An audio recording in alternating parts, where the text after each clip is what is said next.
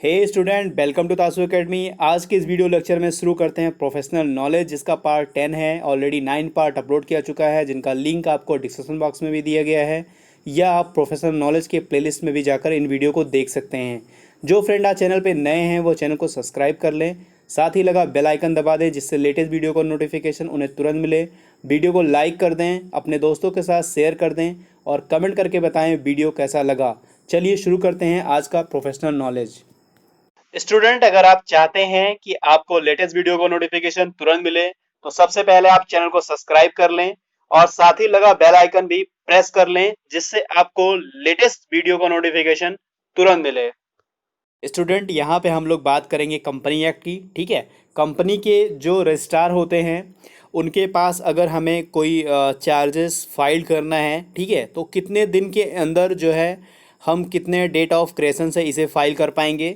Charges to be filed with the registrar of companies within dash days from the date of its creation. तो कितने दिनों के अंदर हम file कर पाएंगे, तो यहाँ इम्पोर्टेंट ये है कि 30 डेज़ के अंदर हम लोग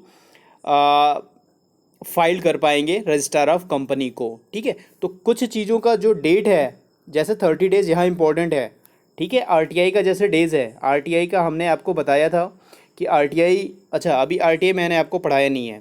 ठीक है, फिर अभी मैं बता दे रहा हूँ कि आरटीआई जब हम लोग फाइल करते हैं, ठीक है, सेक्शन 6 में फाइल करते हैं आरटीआई, और जब हम जिस डेट में आरटीआई भेजते हैं, ठीक है, और जिस डेट में उनको रिसीव होता है उस डेट से 30 डेज़ के अंदर आरटीआई का इन्फॉर्मेशन आपको देना होता है। आपको सूचना 30 दिन के अंदर देंगे, और 30 डेज के अंदर अगर आपको सूचना नहीं मिलती है तो आप अपील कर सकते हैं, फर्स्ट अपील। ठीक है, तो वैसे जितने भी डेट हैं, अगर आप चाहें तो एक रजिस्टर बना लें जहाँ पे जितने इस तरह के डेट जो हैं, डेज़ जो हैं, कितने दिन में अपील होगी या कितने दिन में हम रजिस्ट्रार को फाइल कर पाएंगे, ठीक है, या कितने दिन में हमें इन्फॉर्मेशन मिल जानी चाहिए, इन तरह का एक जो है डेज़ का कॉलम बना लें रजिस्टर में। वहाँ पे सब कुछ आप एक जगह मेंशन कर लें, जिससे आपको कन्फ्यूजन नहीं होगी। जैसे डीआरटी से अगर हमें डीआरटी में अपील करनी हो तो विद इन कितने डेज़ में हम अपील करेंगे। इस तरह के क्वेश्चन काफ़ी पूछे जाते हैं, 5 से 6 क्वेश्चन आपके एग्ज़ाम में होते हैं। तो यहाँ पे आपको ध्यान देना है, क्योंकि काफ़ी कन्फ्यूजन फिर वहाँ हो जाता है हमें, क्योंकि बहुत सारे डेट एक दूसरे में इंक्लूड और एक्सक्लूड भी हो जाते हैं। ठीक है, बहुत ही कन्फ्यूजन हो जाता है, इसलिए आपको एक लिस्ट बनानी होगी। आप एक लिस्ट प्रिपेयर कर लें, जिससे आपको काफ़ी ईजी होगा कि कितने दिन में हम कहाँ पे अपील फाइल करेंगे, या जैसे डीआरटी से डीआरटी में कितने दिनों में जाएंगे, या जैसे रजिस्ट्रार ऑफ कंपनीज़ में हम फाइल कितने दिनों के अंदर कर पाएंगे। तो यहाँ हमारा आंसर होगा 30 डेज़। स्टूडेंट, यहाँ हम लोग बात करेंगे सीआरपीसी की। ठीक है, जिसको बोलते हैं क्रिमिनल प्रोसीजर कोड। ठीक है, CrPC, criminal procedure code came into existence in dash year. आपराधिक प्रक्रिया कोड किस वर्ष अस्तित्व में आया है? इसका आंसर आप लोगों को कमेंट बॉक्स में करना है। ये आया है 1973 को। हमारा आंसर होगा 1973 को हमारा एक्ट आया हुआ है। ठीक है, ये एक्ट जो है एग्जिस्टेंस में आया हुआ है। बट अगर हम देखें कि हमारा सीआरपीसी कब से लागू हुआ है, ठीक है, तो वहाँ पे हम कहेंगे कि 1 अप्रैल 1974 से हमारा आईपीसी जो है लागू हुआ है। एक्ट हमारा 1973 का है, और जो केम इनटू फोर्स है वो 1 डे ऑफ अप्रैल 1974 का है। ठीक है, यहाँ पे एक चीज़ आप लोग और जान लें कि जो इसका जुरिडिक्शन है, ठीक है, वो whole of India except the state of Jammu and Kashmir. ठीक है, जम्मू एंड कश्मीर को छोड़कर पूरे भारत पर हमारा सीआरपीसी लागू होता है। यहाँ पे आपसे 2 क्वेश्चन मैं करूँगा। ठीक है, पहला क्वेश्चन है, आप ये बताएं जो हमारा बेलेबल है और नॉन बेलेबल है, ये जो है सीआरपीसी के किस सेक्शन में डिफाइन है, डेफिनेशन क्लॉज के किस सेक्शन में डिफाइन है, ये आपको बताना है। और दूसरा, आपको कॉग्निजेबल और नॉन कॉग्निजेबल ऑफेंसेस ये आपको बताने हैं कि किस सेक्शन में डिफाइन है। और आप फ्रेंड एक चीज़ और करिएगा, इनका डिफिनेशन ज़रूर पढ़ लीजिएगा। यहाँ से क्वेश्चन पुटअप किया है, आगे के वीडियो में हम इससे आपसे क्वेश्चन जरूर कराएंगे। स्टूडेंट, यहाँ हम लोग बात करेंगे द लिमिटेशन एक्ट 1963 का। ठीक है, लिमिटेशन एक्ट 1963 का एक्ट है। ठीक है, limitation period of execution of a decree. ठीक है, डिक्री के निष्पादन की जो सीमा अवधि है, जो टाइम पीरियड है, ठीक है, कितनी है? वो 12 ईयर है, 3 ईयर है, 6 ईयर है, 5 ईयर है, या इनमें से कोई नहीं है। हमारा आंसर होगा कि 12 year from the date of it was decreed. ठीक है, अगर एक डिक्री के निष्पादन की जो टाइम पीरियड है वो उसके डिक्री डेट से 12 साल तक होती है। ठीक है, ये आप जान लें। लिमिटेशन एक्ट जो 1963 का है और इसका एक्ट जो है काम करना शुरू किया है, ठीक है, 1 जनवरी, ये भी डेट याद रखें, 1964 से ये केम इनटू फोर्स है, ये वर्क करना शुरू किया है। टोटल 5 चैप्टर लिमिटेशन एक्ट में है। टोटल कितने चैप्टर हैं? 5 चैप्टर। कभी कभी ये भी पूछ लेता है कि टोटल चैप्टर कितने हैं, और सेक्शन जो है टोटल हैं 32 सेक्शन है लिमिटेशन एक्ट में। और ये भी होल ऑफ इंडिया है एक्सेप्ट जम्मू एंड कश्मीर, यानी जम्मू एंड कश्मीर को छोड़कर ये भी पूरे भारत पे लागू है। तो इतनी डिटेल आप जान ले। एक चीज़ और जान ली, जितने भी टाइम पीरियड है, जैसे डिक्री का टाइम पीरियड है, ठीक है, हमारे मॉर्टगेज का टाइम पीरियड है, या जितने भी टाइम पीरियड हैं जो लिमिटेशन है हमारा, वो लिमिटेशन ऐड के जब लास्ट में आप देखेंगे तो वहाँ पे पूरी लिस्ट दी गई है। वो लिस्ट आप ज़रूर पढ़ेंगे और वहाँ से आप नोट्स बना लें। बाकी मैं क्वेश्चन आपको वहाँ से करा रहा हूँ। वहाँ पे सारे लिमिटेशन पीरियड की आपको कितने दिनों के अंदर क्या चीज़ें फाइल करनी है, कितने दिनों उसका लिमिटेशन होगा, वो सारी चीज़ें वहाँ पे दे रखी हैं। आप वहाँ पे रीड ज़रूर करें। स्टूडेंट, यहाँ बात हो रही है भारतीय साक्ष्य अधिनियम 1872 की। Which section of the Indian evidence act 1872 deals with the doctrine of estoppel. ठीक है, डॉक्ट्रिन ऑफ स्टॉपेल यानी बेबंधन का सिद्धांत इसे बोलते हैं। ये भारतीय साक्ष्य अधिनियम 1872 के किस धारा में बताया गया है, ये आंसर बताना है आपको। इसमें से कौन सा सेक्शन होगा? सेक्शन 113 यानी 113, 112, 115 या 116 या 114। सेक्शन 115 में स्टॉपेल को बताया गया है भारतीय साक्ष्य अधिनियम 1872 में। और स्टॉपेल यानी विबंध क्या है, ये आप ज़रूर पढ़िएगा। इसमें एक इलस्ट्रेशन है, वो मैं आपको बता रहा हूँ कि फॉर एग्ज़ाम्पल ए है, ए ने बी से ये कहा, ठीक है, चाहे वो बिल्कुल कहा कि जो ये प्रॉपर्टी है ना वो मेरी है, ये प्रॉपर्टी ए ने बी से कहा कि मेरी है, और बी से कहता है कि इसका जो है आप जो है विक्रय मतलब मूल्य चुका दो, जिससे प्रॉपर्टी को ख़रीद लिया जाए। फिर क्या होता है कि बाद में ये प्रॉपर्टी ए को मिल जाती है, और तब क्या होता है कि ए चाहता है कि इस सेल को ख़त्म कर दे। तो ये सेल अब ख़त्म नहीं हो पाएगा, और ना ही इसे प्रूफ करने के लिए दिया जाएगा कि जो है कि ये संपत्ति, ये प्रॉपर्टी ए की नहीं है या नहीं है। ये प्रूफ करने नहीं दिया जाएगा। समझ रहे हो आप? मतलब जैसे अगर ये प्रॉपर्टी ए की नहीं थी और उसने बी से कह दिया कि ये मेरी प्रॉपर्टी है, और बाद में अगर उसके पास ये प्रॉपर्टी आ जाती है तो बाद में फिर वो सेल जो है नहीं विक्रय उसको ख़त्म नहीं करा पाएगा। ठीक है, तो आप इस इलस्ट्रेशन को ज़रूर पढ़िएगा, क्योंकि ये जो डॉक्ट्रिन ऑफ स्टॉपेल है ये काफ़ी इंपॉर्टेंट है। यहाँ से क्वेश्चन हमेशा पूछा जाता है। तो सेक्शन 115 यानी 115, 115 याद जरूर रखिएगा।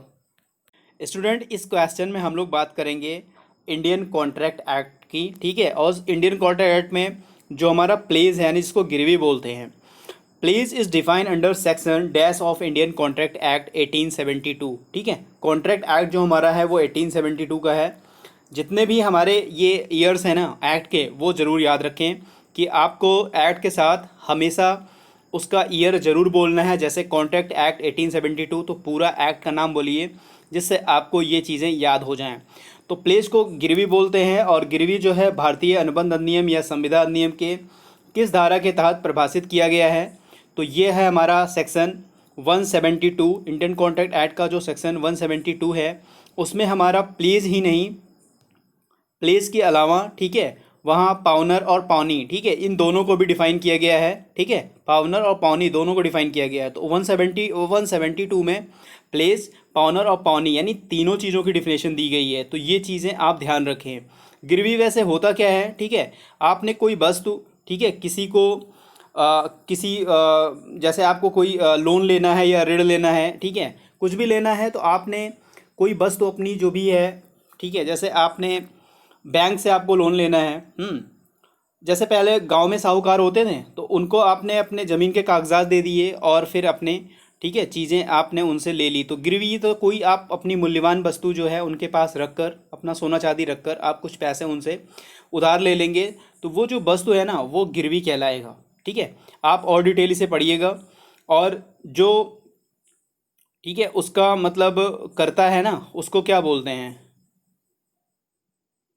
यहाँ पे आप मुझे एक आंसर करें, ठीक है, कमेंट बॉक्स में, कि कौन पाउनर होता है और कौन पाउनी होता है, ठीक है, जिसको किसको पड़यमकार बोलते हैं या पड़यमदार बोलते हैं, या आप एक चीज़ और कह सकते हैं, किसको बेलर बोलेंगे या किसको बेली बोलेंगे, ठीक है। तो इनका आंसर आप कमेंट बॉक्स में ज़रूर करके बताइए मुझे। A quasi contract is a contract that exist by, ठीक है, बाय यानी एक अर्ध अनुबंध, ठीक है। क्वासी कॉन्ट्रैक्ट जो होता है एक अनुबंध है जो किससे मतलब ये चीज़ें एग्जिस्ट करती हैं, आपको इनमें से आंसर करना है। क्वासी कॉन्ट्रैक्ट जो एग्जिस्ट करता है वो होता है ऑर्डर ऑफ अ कोर्ट, ठीक है। जो ऑर्डर ऑफ अ कोर्ट होता है वही हमारा क्वासी कॉन्ट्रैक्ट होता है। क्वासी कॉन्ट्रैक्ट होता है यही एग्जिस्ट करता है, order of a court, court का ऑर्डर ही क्वासी कॉन्ट्रैक्ट के रूप में एग्जिस्ट करता है। तो यहाँ पे मेरा आंसर जो हुआ order of a court. Issue of probate of a bill is govern by which act, वसीयत का जो प्रोवेट होता है, ठीक है, विल जो जारी किया जाता है, जारी जो किस, ये हमारा एक्ट कौन सा है जिसके द्वारा ये गवर्न होता है, कौन से अधिनियम के द्वारा जो वसीयत की प्रोवेट होती है, ठीक है, उनको जो है उसके द्वारा गवर्न होता है। तो इसको आपको आंसर करना है, क्या वो इंडियन सक्सेशन एक्ट से गवर्न होता है, क्या निगोशिएबल इंस्ट्रूमेंट एक्ट से गवर्न होता है, या बैंकिंग रेगुलेशन एक्ट से गवर्न होता है, या बैंकर बुक एविडेंस एक्ट से गवर्न होता है, या आरबीआई एक्ट से गवर्न होता है। तो यहाँ पे आंसर जो होगा इंडियन सक्सेशन एक्ट होगा। इससे जो हमारा बिल है, ठीक है, बिल की जो प्रोवेट है, वसीयत की जो प्रोवेट है, वो इस एक्ट के द्वारा गवर्न होता है, इंडियन सक्सेशन एक्ट। यहाँ पे आपको कमेंट में ये करना है, जो इंडियन सक्सेशन एक्ट है, निगोशिएबल इंस्ट्रूमेंट एक्ट है, बैंकिंग रेगुलेशन एक्ट है, बैंकर बुक एविडेंस एक्ट है और आरबीआई एक्ट है, ठीक है। इन सब के ईयर क्या हैं ये आपको कमेंट में करके मुझे बताना है, ठीक है। और बिल कहाँ पे डिफाइन है, किस एक्ट में डिफाइन है, ठीक है, ये भी मुझे आप बताएं, ये भी मुझे आप बताएं। स्टूडेंट, इस क्वेश्चन में हम लोग आरटीआई एक्ट 2005 की बात करेंगे। पीआईओ पूछ रहा है, मींस अंडर आरटीआई एक्ट 2005, ठीक है, का मतलब क्या होता है, इसका मीनिंग क्या होता है, इसका अर्थ क्या होता है पीआईओ का, ठीक है, इम्पोर्टेंट है। पब्लिक इंफॉर्मेशन ऑफिसर ये होता है, पब्लिक इंफॉर्मेशन ऑफिसर पीआईओ का मतलब होता है। आरटीआई से मैंने अभी आपको डेट बताया है कि जो आरटीआई हम सेक्शन 6 में फ़ाइल करते हैं, ठीक है, उसमें हमें 30 दिन के अंदर सूचना देनी होती है उस संस्था के द्वारा, जिस संस्था से हम लोग सूचना मांगते हैं। अगर कुछ सूचना ऐसी है जो सेक्शन 8 में है, जो बाउंड है, ठीक है, प्रतिबंधित है, तो वो आपको बताएंगे कि आप जो सूचना मांग रहे हैं वो आपको सूचना दे नहीं है, क्योंकि सेक्शन 8 में बहुत सारी चीज़ें ऐसे दी गई हैं, जैसे हमारे कुछ कोई युद्ध वगैरह से अगर चीज़ें हैं, हमारी जो गोपनीय चीज़ें हैं, ठीक है, उन चीज़ों से हम इन्फॉर्मेशन नहीं ले सकते हैं। उसमें है, आप लोग सेक्शन 8 में जाके ज़रूर पढ़िएगा, वहाँ पे चीज़ें हैं, तो उसमें आपको बता दिया जाएगा कि आप इन्फॉर्मेशन नहीं ले सकते हैं। बस आपको ये बताना है कि जो आरटीआई है, राइट टू इन्फॉर्मेशन, ये किस सेक्शन में डिफ़ाइन है, यहाँ किस सेक्शन में बताया गया है, ठीक है, कि आरटीआई को किस सेक्शन में बताया गया है। A power of attorney executed abroad must be stand with in dash of its receipt in India, ठीक है, कि अगर जो है विदेशों में जो भी एग्जीक्यूट किया गया है, जो भी पावर ऑफ अटर्नी एग्जीक्यूट किया गया है, वो इंडिया में अगर रिसीव होता है, ठीक है, तो कितने महीनों के अंदर जो है उसको स्टैंड करना चाहिए, कितने महीनों के अंदर उसे होना चाहिए, ठीक है। तो वो 3 मंथ है, 3 मंथ के अंदर जो है power of attorney executed abroad must be stand with in 3 month of its receipt in India, ठीक है। भारत में प्राप्ति यानी रिसीव से पहले 3 मंथ के अंदर ही वो एग्जीक्यूट हो जानी चाहिए पावर ऑफ अटर्नी, ठीक है। तो ये हमारा आंसर होगा 3 मंथ, 3 मंथ हमारा आंसर होगा। स्टूडेंट, यहाँ पे हम लोग एक टर्म की बात करेंगे, जो पर्टिकुलर लेन है उसका मीन्स क्या है, ठीक है, मीन्स राइट क्या है, जिसको हम विशेष गृहाधिकार बोलते हैं। इस शब्द का अर्थ है एक अधिकार, वो क्या है, ठीक है। जो पर्टिकुलर लेन का मतलब होता है to retain position of goods, ठीक है, to retain position of goods for which the dues have arisen. जब ड्यूज अराइज होगा, ठीक है, तो गुड्स का पोजीशन हम लोग अपने पास यानी रिटेन कर पाएंगे, ये पर्टिकुलर लेन का मतलब होता है, ठीक है। जब हम इंडियन कॉन्ट्रैक्ट एक्ट 1872 को पढ़ेंगे, उसका सेक्शन 170 देखेंगे, ठीक है, जिसमें लिखा हुआ है वेली पर्टिकुलर लेन यानी उपनेति का विशिष्ट धराधाधिकार क्या होता है। तो वहाँ पे आप जाकर इस सेक्शन को ज़रूर पढ़िएगा 170 इंडियन कॉन्ट्रैक्ट एक्ट 1872 का पर्टिकुलर लियन टर्म जो है यूज वहाँ पे हुआ है। और जब हम लोग 171 इंडियन कॉन्ट्रैक्ट एक्ट का देंगे तो यहाँ पे एक टर्म यूज हुआ है general lien of a banker, factors, wharfingers, attorneys and policy broker. ठीक है, यहाँ पे ये सारे टर्म यूज हैं, इन सब चीज़ों को बताया गया है। इसमें से काफ़ी बार जनरल लियन और पर्टिकुलर लियन का सेक्शन पूछा गया है कि कहाँ पे डिफाइन है, तो इनको भी आप जाके वहाँ ज़रूर पढ़िएगा। इस क्वेश्चन का जो आंसर होगा to retain position of goods for which the dues have arisen. Student यहाँ पे क्वेश्चन पूछ रहा है नॉन एग्जीक्यूटिव डायरेक्टर के बारे में कौन सा स्टेटमेंट सही नहीं है, ये आपको चूज़ करना है। तो पहला ऑप्शन है अ नॉन एग्जीक्यूटिव डायरेक्टर और outside director is a member of the board of director of a company. क्या एक नॉन एग्जीक्यूटिव डायरेक्टर और आउटसाइड डायरेक्टर जो होते हैं वो बोर्ड ऑफ कंपनी के मेंबर, बोर्ड ऑफ डायरेक्टर होते हैं कंपनी के? बिल्कुल सही ऑप्शन है ये। दूसरा, does not form part of the executive management team, वो जो है एग्जीक्यूटिव मैनेजमेंट टीम का पार्ट नहीं होता है, ये भी हमारा ऑप्शन सही है। They are not employ of the company, ये हमारा ऑप्शन गलत है। ठीक है, यही हमारा आंसर भी होगा क्योंकि वो कंपनी के एम्प्लॉय होते हैं। यहाँ पे कह रहा है they are not employ of the company, तो ये चीज़ें हमारी गलत हो जाएंगी। They are employ of the company, ये बिल्कुल सही है। तो हमारा आंसर, चूँकि यहाँ पे पूछ रहा है कि स्टेटमेंट इज नॉट ट्रू, तो हमारा आंसर होगा C, they are not employ of the company. But यहाँ क्वेश्चन पूछेगा स्टेटमेंट इज ट्रू, तो हमारा ये भी ऑप्शन यानी ऑल ऑफ द अबव हमारा आंसर होगा कि जो हमारा नॉन एग्जीक्यूटिव डायरेक्टर होता है कंपनी का, वो कंपनी का एम्प्लॉय होता है। स्टूडेंट यहाँ पे फिर से आपसे एक गार्नेसी ऑर्डर के बारे में क्वेश्चन किया जा रहा है। Garnishee order is issued under the provision of, ठीक है, गार्नेसी ऑर्डर जो है किस एक्ट के तहत इशू किया जाता है? बैंकिंग रेगुलेशन एक्ट 1949 के अंतर्गत, आरबीआई एक्ट 1934 के अंतर्गत, सिविल प्रोसीजर कोड जिसको सीपीसी बोलते हैं 1908 के अंतर्गत, या क्रिमिनल प्रोसीजर कोड 1973 बोलते हैं इसके अंतर्गत, या इनमें से कोई नहीं। तो गार्नेसी ऑर्डर जो इशू किया जाता है वो सीपीसी यानी सिविल प्रोसीजर कोड 1908 के तहत, जो हमारा ऑर्डर 21 है और रूल 46A है। ठीक है, इसके तहत गार्नेसी इशू किया जाता है, इसके तहत गार्नेसी ऑर्डर इशू किया जाता है। यहाँ पे एक चीज़ और ध्यान रखें, जो सीपीसी है 1 जनवरी, ठीक है, 1 जनवरी 1909 यानी 1 जनवरी 1909 से ये हमारा इफ़ेक्ट में आया है और एक्ट हमारा है 1908 का। तो ये भी चीज़ें यहाँ पे ध्यान रखें। स्टूडेंट ये क्वेश्चन है इंडियन पार्टनरशिप एक्ट 1932 का। ठीक है, क्वेश्चन पूछ रहा है कि can a minor become a partner, क्या कोई माइनर या नाबालिग जो है वो पार्टनर बन सकता है, भागीदार बन सकता है? क्या यस बन सकता है? A minor become a partner, एक माइनर पार्टनर हो सकता है? नो, माइनर एक पार्टनर नहीं हो सकता है। A minor can be admitted to the benefit of a partnership but he can not become a partner also document bill was signed by the guardian on the minor behalf. ठीक है, both 1 और 2 दोनों सही हैं, या कोई सही नहीं है, या इनमें से कुछ भी सही नहीं है। तो यहाँ पे हम बात करेंगे एक पार्टनर की। ठीक है, एक नाबालिग जो माइनर है वो पार्टनर बन सकता है? तो नहीं। ठीक है, हमारा आंसर होगा नो, नहीं बन सकता है। केवल वो जो उसका बेनिफिट है, ठीक है, उसमें शामिल किया जा सकता है बिहाफ ऑफ द गार्जियन। ठीक है, केवल उसे बिहाफ ऑफ द गार्जियन के रूप में बेनिफिट के लिए इंक्लूड किया जा सकता है, बल्कि वो पार्टनर नहीं होगा। जब हम पढ़ेंगे सेक्शन 30 पार्टनरशिप एक्ट का, वहाँ पे साफ लिखा हुआ है minors admitted to the benefits of partnership, केवल पार्टनरशिप में, ठीक है, वो बेनिफिट के लिए एडमिट किया जाएगा, बाकी वो पार्टनर नहीं हो सकता है। ठीक है, आप सेक्शन 30 ज़रूर पढ़िएगा। स्टूडेंट यहाँ भी हम लोग आरटीआई से ही बात करेंगे। How much is the fee payable in the right to information act 2005, कितना शुल्क देय होता है आरटीआई में? ठीक है, 10 रुपीज़, 20 रुपीज़, 15 रुपीज़, 5 रुपीज़, या कोई रुपीज़ यानी 0 रुपीज़ देय होता है? क्या ऐसा है आरटीआई में? हमने आपको बताया है जब आरटीआई हम लोग फाइल करते हैं, ठीक है, तो सेक्शन 6 में इन्फॉर्मेशन हम लोग मांगते हैं कि सेक्शन 6 के तहत हमें इन्फॉर्मेशन दी जाए। और आपसे मैंने क्वेश्चन भी पूछा है कि जो आरटीआई है वो किस सेक्शन में डिफाइन है, ये आपको बताना है कमेंट करके। और जो यहाँ आरटीआई का जो शुल्क है वो 10 रुपये है।